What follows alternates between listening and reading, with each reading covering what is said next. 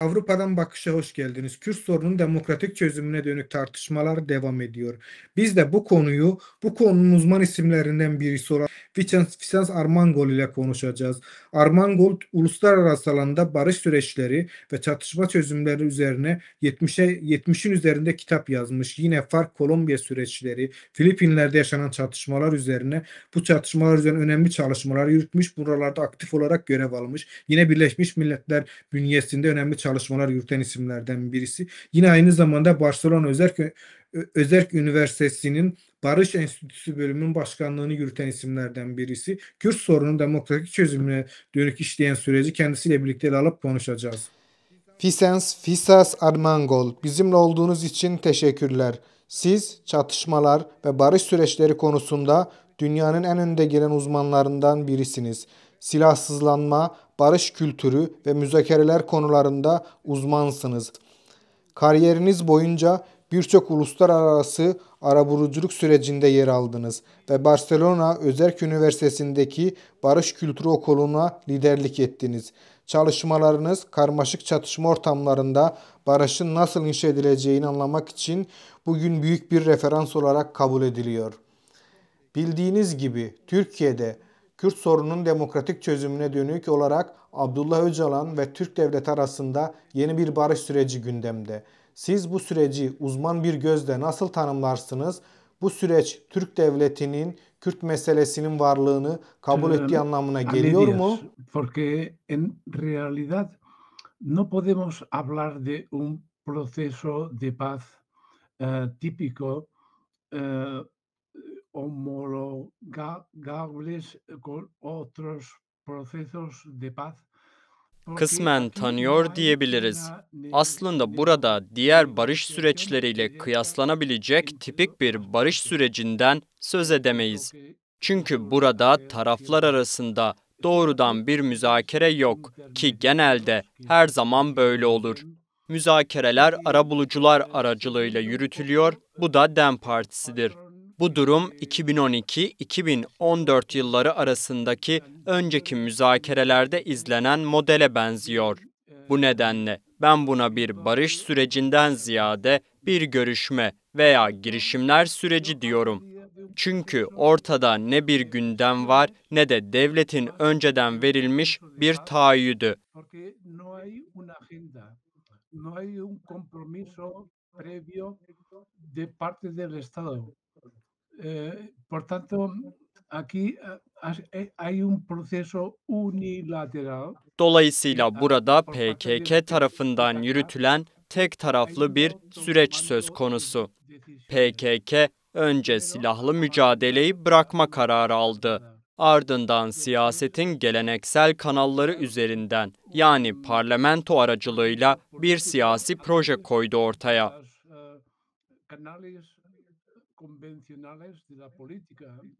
A través del Parlamento. Ha empezado el desarme, pero se paró en su momento. Podemos hablar de ello después.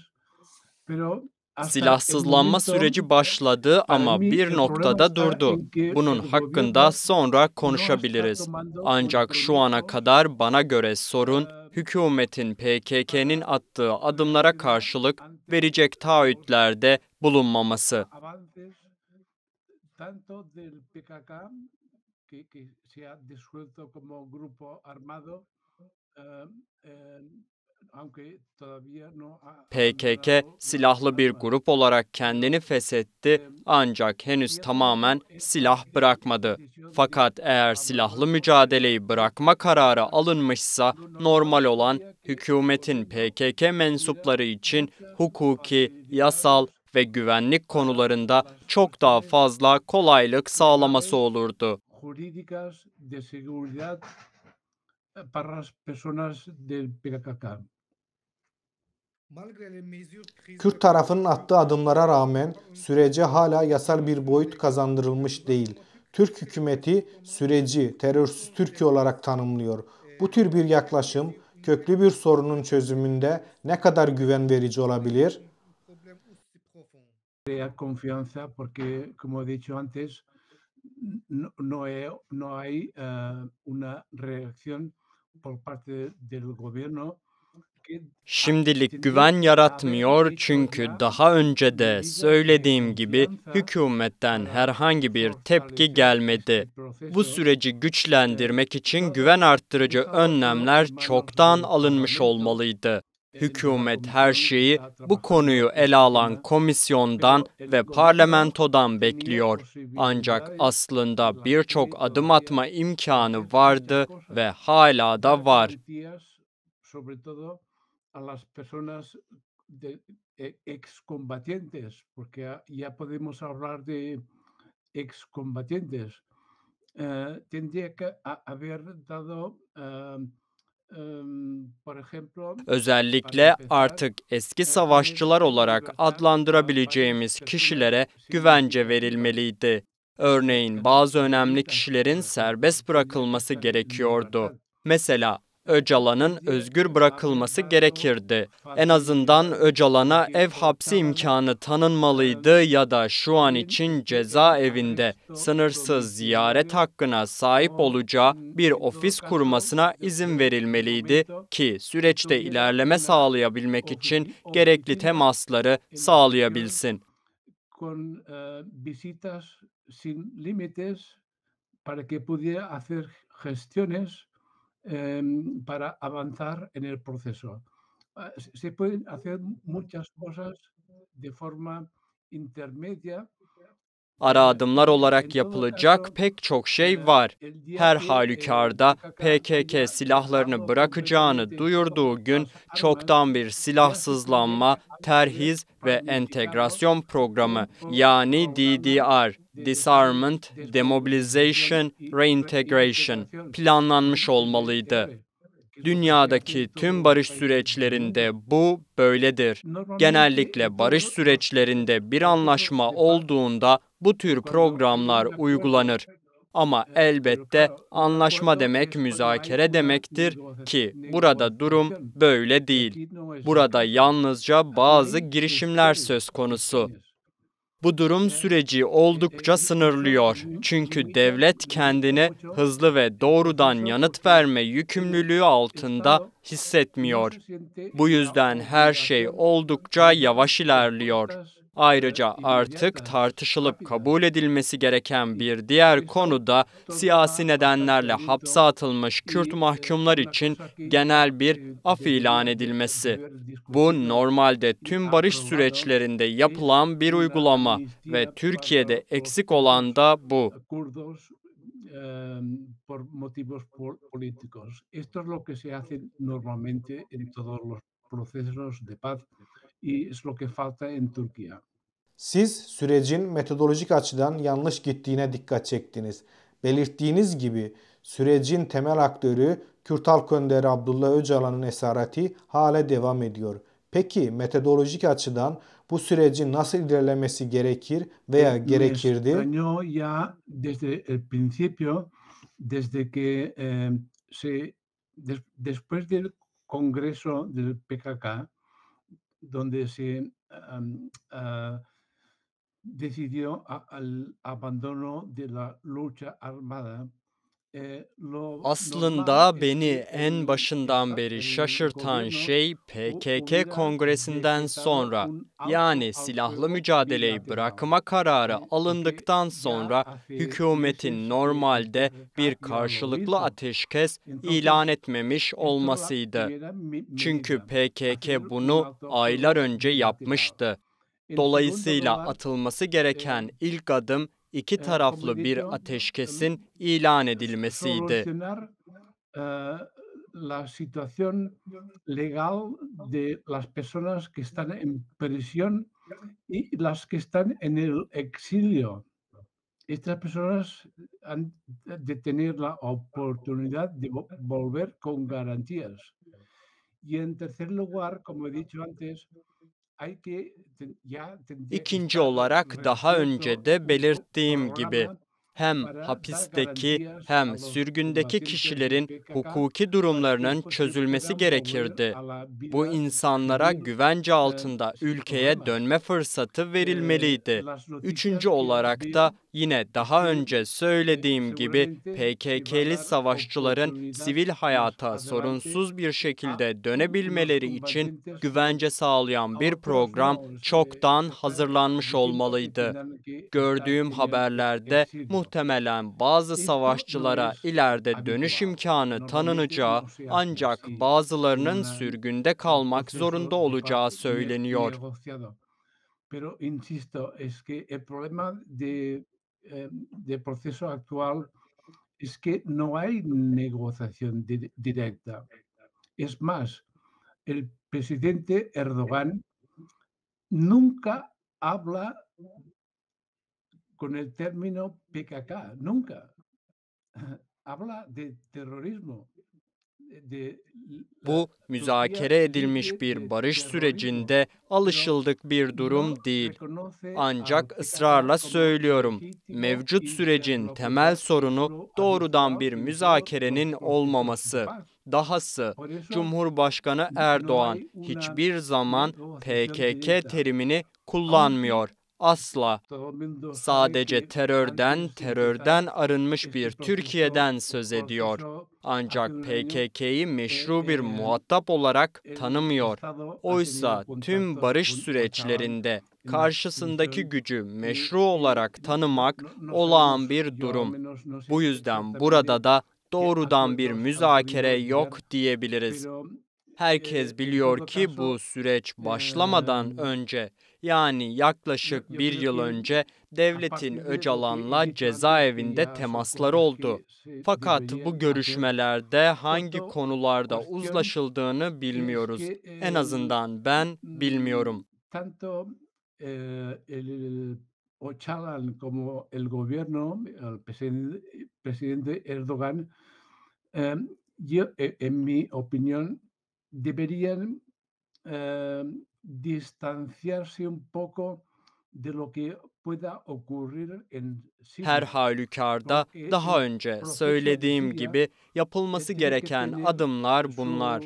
Bir diğer husussa hem Öcalan'ın hem de hükümetin, özellikle Cumhurbaşkanı Erdoğan'ın Suriye'de olan bitenden bir miktar uzak durmaları gerektiği. Çünkü Suriye'deki süreç kendi temposuyla ve mevcut Suriye hükümetiyle yürütülen kendi diyalog süreciyle ilerlemelidir. Orada bir statü üzerinde görüşmeler yapılıyor ve nasıl sonuçlanacağını göreceğiz. Ancak Öcalan'ın Suriye meselesinin bir kırmızı çizgi olduğunu söylemesi bence bir hataydı. Suriye'deki Kürtlerle dayanışma içinde olunması gerektiğine katılıyorum. Ama onların kendi yollarını izlemeleri, Türkiye'deki Kürtlerin de kendi yollarını takip etmeleri gerekir. Çünkü nihai hedef ya da daha doğru bir ifadeyle şu anda pek mevcut olmayan demokratik bir Türkiye inşa etmek. Zira mevcut demokratik kalite seviyesi son derece düşük. İşte bu esas hedef olmalı. Demokrasi güçlendikçe Kürt toplumunun sorunları daha kolay bir şekilde dile getirilebilir, tartışılabilir ve siyaset alanı içinde çözülebilir. Se van a poder plantear de manera más fácil y discutirlos y resolverlos desde el ámbito de la política. Kolombiya'daki barış sürecini, yani FARC ile Kolombiya hükümeti arasındaki süreci yakından takip ettiniz ve bu sürecin merkezinde yer aldınız. Barış Anlaşması'nın maddelerinden biri demokratik siyasete geçiş ve eski savaşçıların sivil yaşama katılımıydı. Örgüt açısından, yani o durumda FARC, ama bu durumda PKK açısından demokratik siyasete geçiş ve sivil yaşama katılım süreci nasıl şekillenmelidir? Esto va en función de si hay o no una negociación directa. Este para mí es el problema. Es que no hay una mesa donde esté el gobierno. Böylesi bir durum doğrudan bir müzakerenin olup olmamasına bağlı. Benim için sorun tam olarak bu. hükümetle PKK'nın birlikte oturup bir gündem üzerinde neleri nasıl yapacaklarını, hangi tempoda ve hangi sırayla ilerleyeceklerini tartıştıkları bir masa yok. Bu yapılmıyor çünkü tüm temaslar üçüncü kişiler, yani DEM Partisi'nin müzakerecileri aracılığıyla yürütülüyor. Bu durum her açıdan sınırlamalar getiriyor. Las negociaciones duraron 4 años y medio con las FARC. 4 años y medio. Y antes la pre-negociación, la fase Kolombiya'da exploratoria örneğin duró 2 FARC'la años. yapılan müzakereler 4,5 yıl sürdü. 4,5 yıl. Ondan önceki ön müzakere, yani keşif aşaması ise 2 yıl sürdü. Yani toplamda 6,5 yıl boyunca kesintisiz bir diyalog süreci yaşandı. Ben keşif aşamasının en başından itibaren bu sürecin içinde bulunma fırsatına sahip oldum. Taraflar arasında değiş tokuş edilen belgelerde katkıda bulunabiliyordum. Sonrasında müzakereler başlayınca Kolombiya'ya ve Küba'ya giderek tüm taraflarla konuşma imkanım oldu. Kriz anları yaşandığında, ki bu çok sık oluyordu, onlarla konuşabiliyor ve öneriler sunabiliyordum. En başından fark ettiğim şeylerden biri, gündemde en son tartışılması planlanan konuların çok fazla ertelendiğiydi. Oysa bu konular önceden hazırlanmalıydı.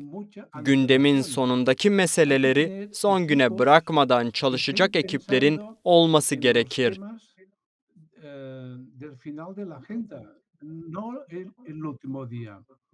Pero es que en Turquía no hay agenda. Este es el problema. ¿Eh? Ya en el proceso anterior, del 2012 a 2014, a 2015, perdón, uno de los problemas es que no se hizo la agenda de discusión. Ancak Türkiye'de bir gündem yok. Sorun da bu. Zaten 2012-2015 sürecinde de yaşanan en büyük sorunlardan biri tartışma gündeminin 2 yıl boyunca oluşturulamamış olmasıydı.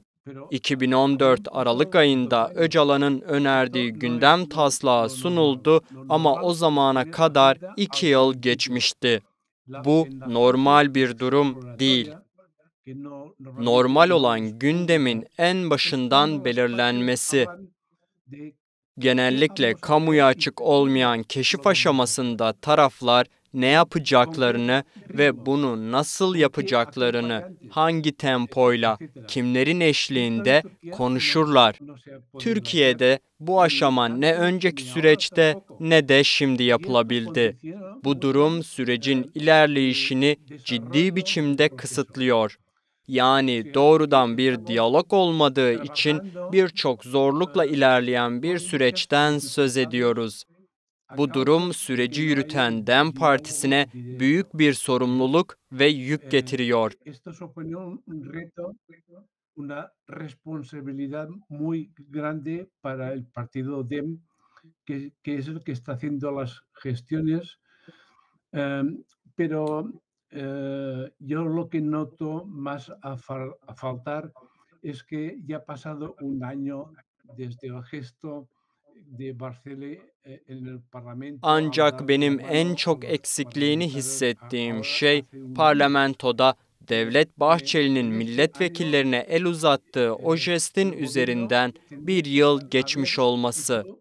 Bu bir yıl içinde hükümetin güven arttırıcı önlemler alması, karşı tarafa güven verecek adımlar atması gerekirdi ki süreç daha hızlı, daha sağlam, daha kararlı ilerleyebilsin. Fakat tam tersine birçok zorluk çıkarıldı. PKK kongresini yapmak istediğinde normalde diğer ülkelerde olduğu gibi kongrenin düzenlenmesi için her türlü kolaylık sağlanmalıydı. Ama bu kolay olmadı, çatışmalar yaşandı. Bunun hiçbir açıklaması yok. Hiçbir anlamı da. Habían combates. Esto no tiene ninguna explicación, no tiene sentido.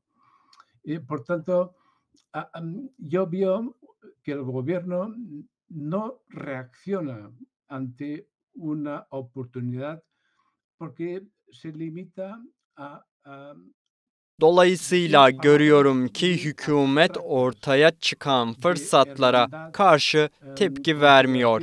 Bunun yerine kardeşlikten, uzlaşmadan, barıştan söz eden soyut ifadeler kullanıyor. Bunlar güzel sözler ama bir anlam ifade etmiyor.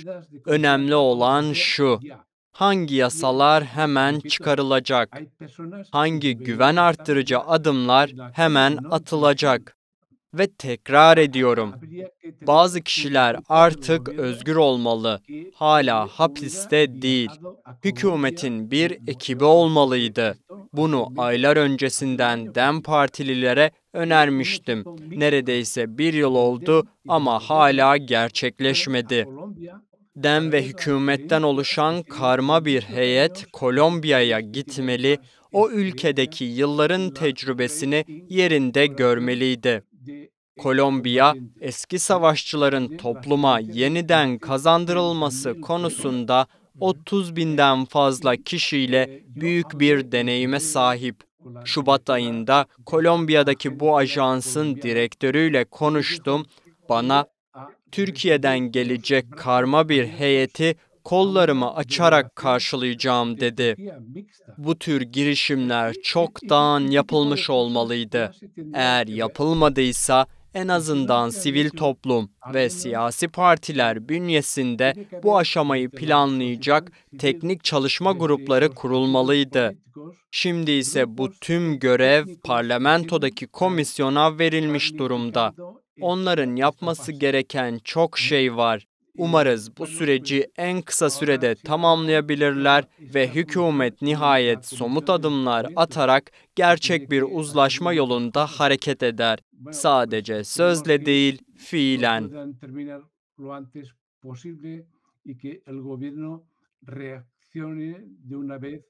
Tomando medidas concretas que sirvan para esta reconciliación de verdad, no solamente de palabra. Barışın sadece bir anlaşmadan ibaret değil, aynı zamanda süreç olduğunu söylüyorsunuz. Bu kapsamda parlamento bünyesinde bir komisyon oluşturulmuş durumda. Bu komisyon toplumun farklı kesimleriyle görüşmeler gerçekleştirse de sürecin temel aktörü Abdullah Öcalan ile bir görüşme yapılmış değil. Bunu kolaylaştırmak için ne yapılabilir? Ya da hükümet bu konuda nasıl bir adım atabilir? Hay varias posibilidades. Desde el principio del proceso se pidió y el PKK y el DEM también Birkaç olasılık var. Sürecin en başından itibaren hem PKK hem de DEM Öcalan'ın serbest bırakılmasını talep etti. Böylece siyasi bir figür olarak sürecin önünde yer alabilsin.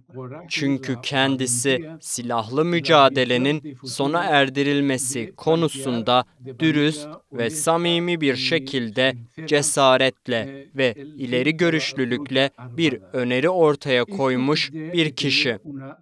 Bu bir şekilde karşılık bulmalıydı. Hükümetin buna bir yanıt vermesi gerekirdi. Ve söylediğim gibi bu adımlar aşamalı olarak da atılabilir. Kolombiya'daki başka bir gerilla hareketi olan ELN'nin deneyimini biliyorum. O süreçte 2 müzakereci hapisteydi. Yıllardır cezaevindeydiler. Ancak hükümet onlara neredeyse cezaevi içinde bir apartman dairesi gibi bir alan hazırlamıştı. Diğer mahkumlardan ayrı bir ofis, mutfak, toplantı odası, faks, telefon, internet, her şey vardı. Hatta barış müzakerecileri oldukları için dağlardaki gruplarla iletişim kurabilmeleri amacılığıyla bir telsiz sistemine bile sahiptiler. Dolayısıyla bir kişi silahlı bir örgüte mensup olsa bile eğer barışın sağlanmasından sorumluysa hükümetler bu kişilere kolaylık sağlamalıdır. Ben bir gün boyunca o müzakerecilerle cezaevinde birlikte oldum ve nasıl çalıştıklarını gözlerimle gördüm. Bu atılması gereken ilk adım. Öcalan'ın da çoktan cezaevinde bu türden görüşmeleri yürütebileceği bir ofisi olmalıydı. Ziyaretlerde hiçbir kısıtlama olmamalı. Eğer her gün birileriyle görüşmek istiyorsa, gerekli olan herkesin gidebilmesi sağlanmalı. Bu tür önlemler sürecin ilerlemesi için uygun bir ortam yaratır. Eğer tam özgürlük verilmek istenmiyorsa, ev hapsi gibi bir ara adım da uygulanabilir. Bu da mümkün. Hükümet isterse bunu yapabilecek yetkiye sahip. Bana göre önümüzdeki yakın dönemde atılması gereken adımlar bunlar. Bahsettiğim şey yıllar değil, birkaç ayda kolaylıkla yapılacak hususlar. Türk devletinin tutumundan kaynaklı sürecin kalıcı bir barışa evrilmesi noktasında çok umutlu değilsiniz. Bu sürecin bir şekilde hızlanması, bir barış sürecine dönüşmesi ve dolayısıyla kalıcı bir barışa ulaşması için hayata geçirilmesi gereken en önemli etkenler neler olmalı? Como que ahora todo está en manos de la comisión parlamentaria, pero claro, esto en pocas semanas se va a terminar y tendrá que ser ya el Şu gobierno anda her que şey haga las parlamento leyes komisyonunun que tendrá elinde. que presentar Ancak al bu süreç Parlamento. birkaç hafta Son içinde tres etapas. tamamlanacak La ve bundan comisión, sonra gobierno yasaları y parlamento. parlamentoya sunacak Hay olan que hacer lo hükümet posible para olacaktır. que esto 3 vaya aşama más var: rápido. komisyon, Y lo hükümet ve primero es que parlamento. hay que dar Bunun mümkün garantías de olduğunca seguridad hızlı para ilerlemesi için her şey yapılmalı. combatientes del PKK. Han de tener el derecho al retorno a sus familias, en sus hogares. Hay que planificar el tipo de trabajos que Ve ilk tienen adım, que PKK podrían hacer savaşçılarına en el güvenlik futuro. garantileri Todo esto vermek se olmalı. planifica con tiempo, Onların en ailelerine función de ve los evlerine estudios que geri algunos dönme hakkı quieren hacer olmalı. para más adelante. Gelecekte hangi işleri Si necesitan yapabilecekleri proyectos planlanmalı.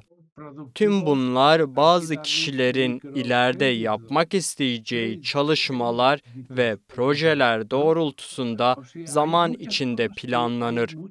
Eğer üretim projelerine ihtiyaçları varsa, örneğin mikro krediler sağlanabilir. Yani dünyada birçok olanak ve deneyim var. Kolombiya'da, Filipinler'de ve çok iyi bildiğim diğer örneklerde birçok ilginç uygulama yapılmış. Ancak bu ülkelerde ve başka yerlerde hükümetlerin barış ofisi veya bir barış komisyoncusu bulunur. Bu ajans yalnızca silahlı gruplarla yürütülen diyalogların sağlıklı ilerlemesini desteklemekle görevli olur. Türkiye'de böyle bir yapı yok. Bu çoktan hayata geçirilmiş olmalıydı. Bir diğer konuda mevcut deneyimler ve sayıca oldukça fazla. Örneğin Kolombiya'da parlamentolar sürekli bir barış komisyonu bulundurur ve tüm toplumun ve yabancıların görüşlerini alarak sürecin ilerlemesini sağlar. Invitan a todas las personas de la sociedad del país y extranjeros para que puedan dar su opinión para cómo poder Ben avanzar hem en el Kolombiya'da proceso. hem de Filipinler Barış Komisyonu'nda fikirlerimi paylaşmak için davet edildim.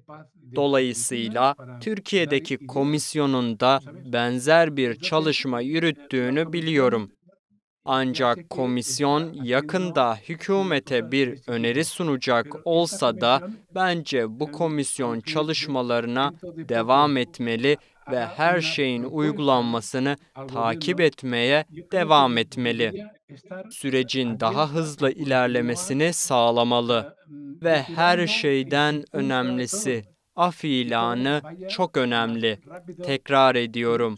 Hapiste veya sürgünde olan kişiler için derhal bir af çıkarılmalı. Bir barış sürecinin ilerlemesi için bu kişilerin geri dönmesi kolaylaştırılmalı. Facilitar el retorno de estas personas. Vicens Visas Armangol, konuğumuz olduğunuz ve değerli yorumlarınız için teşekkür ederim. Eklemek istediğiniz bir husus var mı? Yo estoy cada día pendiente de las noticias. Es lo primero que hago por la mañana. Sadece süreci yakından takip ettiğimi, her gün haberleri takip ettiğimi söylemek isterim.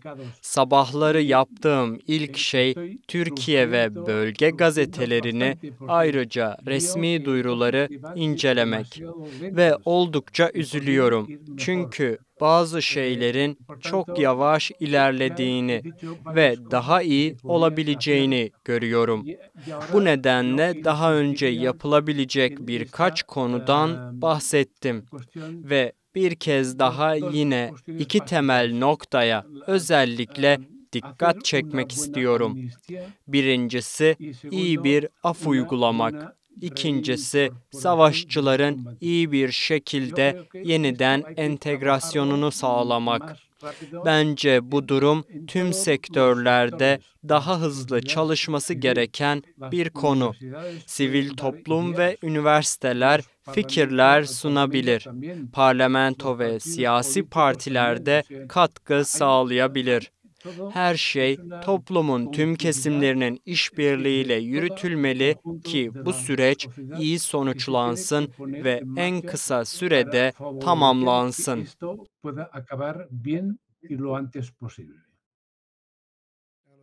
Tekrardan konuğumuz olduğunuz için teşekkürler.